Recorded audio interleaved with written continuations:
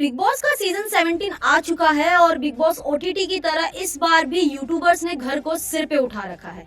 अब आप लोग ये कहेंगे कि वो कैसे, तो दोस्तों बिग बॉस में पहले हफ्ते में ही 7 बार लड़ाई हो चुकी है। तो अब आप ये सोचिए कि आने वाले टाइम पे क्या क्या धमाके होने वाले हैं।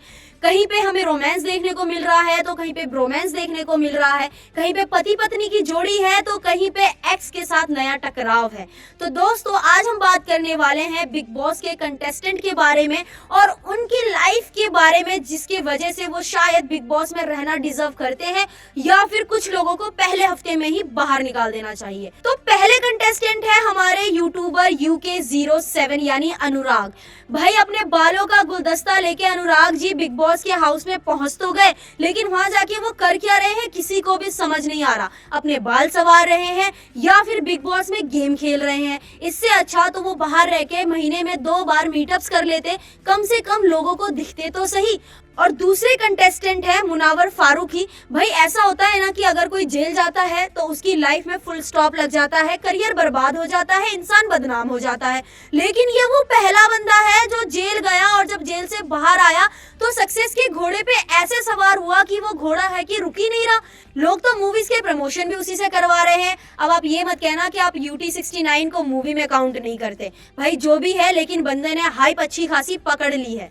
तो अब बात करते हैं बॉलीवुड की देसी गर्ल प्रियंका चोपड़ा की कजन सिस्टर मनारा चोपड़ा की, जो कि बिग बॉस में सिर्फ इसलिए गई हैं क्योंकि उनका सरनेम चोपड़ा है और बॉलीवुड में उनका कुछ हो नहीं पाया। अब आप ये मत बोलना कि मनारा चोपड़ा के बारे में जानने के बाद आपको शमिता शेट्टी की याद आ गई। ऐसा कुछ भी नहीं है दोस्तों, पर ऐसा ही है। अब हम बात करते हैं अगले कंटेस्टेंट के बारे में, जो खुद भी एक यूट्यूबर है और प्रैंकस्टर है। जी हाँ, तहलका भाई, जो कि अरमान मलिक के पीछे ऐसे पड़े हुए थे मानो लाल कपड़े के पीछे सांड पड़ गया हो। उस एक्टिंग को देखने के बाद मैं तहलका भाई को एक ही सजेशन देना चाहूंगी कि भाई बिग बॉस में अपनी ओवर एक्टिंग मत करना, जो कि आप अपने प्रैंक्स में करते हो, क्योंकि बिग बॉस वाले बीच बीच में कट्स नहीं लगाते ना।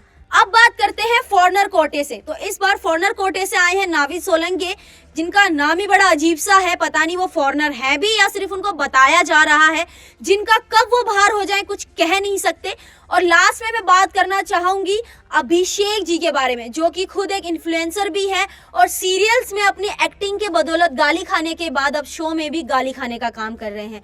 एक हफ्ते में उस बंदे ने अपने इतने रंग दिखा दिए हैं भाई कि मुझे तो समझ ही नहीं आ रहा कि शो 3 महीने का है या सिर्फ 3 हफ्तों का। अभिषेक जी कम एक्टिंग कीजिए और कम चीजें दिखाइए, क्योंकि शो बहुत लंबा चलने वाला है और आप जिसकी तैयारी बाहर से कर आए हो, कहीं वो आने वाले 2 हफ्तों में ही खत्म ना हो जाए। इन्होंने एक नाकाम कोशिश भी करी। इन्होंने शायद लास्ट OTT का सीजन इतना सीरियसली देख लिया कि अभिषा मूवमेंट को रिक्रिएट करने के लिए, लड़ाई को रोकने के लिए ईशा को अपनी गोद में उठा लिया। कितना बकवास था भाई वो सीन, बिल्कुल भी पसंद नहीं आया। प्लीज ऐसी हरकतें ना करे। वैसे ही अब आप स्टैंड आउट के चक्कर में अकेले पड़ गए हो और एक्स के चक्कर में ईशा जो आपके पीछे पीछे आ चुकी हैं, अब उसके पीछे मक्खी भगाने के अलावा उनका कोई भी ऑप्शन नहीं है। और अब मैं ईशा की बात करूं तो क्या ही बात करूं, क्योंकि उनके लिए कोई बात ही नहीं है। अब दोस्तों आप ये बोलोगे कि आपने अंकिता के बारे में तो कुछ बताया ही नहीं। अब टीवी इंडस्ट्री में अंकिता बहुत बड़े लेवल की एक्ट्रेस हैं, इसके ऊपर तो कोई डाउट नहीं है। लेकिन बिग बॉस में आने के बाद मुझे ऐसा लगता है कि उनका करियर ऊपर नहीं और ज्यादा नीचे जाने वाला है। उनके पति का तो कुछ रोल नहीं है, सिर्फ वहाँ पे एक कपल गोल्स के लिए उनको रखा गया है। आने वाले 1-1.5 महीने में शायद उनको बाहर निकाल दिया जाएगा। अब बाकी के कंटेस्टेंट का नाम मुझे याद नहीं है, क्योंकि वो शो में भी नहीं दिख रहे हैं, क्योंकि पहले हफ्ते में निकालने के लिए कोई तो चाहिए।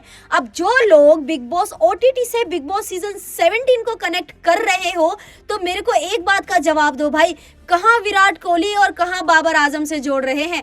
बेशक कम्युनिटी एक है, लोगों का काम है कि, लेकिन क्रिएटिविटी का लेवल और बोलने के तरीके बहुत ज़्यादा अलग है। तो मैं तो रिक्वेस्ट करने वाली हूँ कि प्लीज़ बिग बॉस OTT को ये बिग बॉस 17 से ना जोड़े। ज़मीन आसमान का फ़र्क है, मिट्टी और सोने में जितना फ़र्क है उतना ही OTT और सीजन 17 में है। तो आप लोगों को क्या लगता है, आप हमें कमेंट करके ज़रूर बताना। और आपका फेवरेट कंटेस्टेंट कौन है, किसकी फाइट आपको सबसे ज़्यादा पसंद है, या फिर सबसे वर्स्ट एक्टिंग वहां पे जाके कौन कर रहा है, ये भी आप कमेंट में बता सकते हैं। तो चैनल को सब्सक्राइब कर दीजिए, बेल आइकन को प्रेस कर दीजिए और बहुत जल्द मिलेंगे एक नए अपडेट के साथ। धन्यवाद।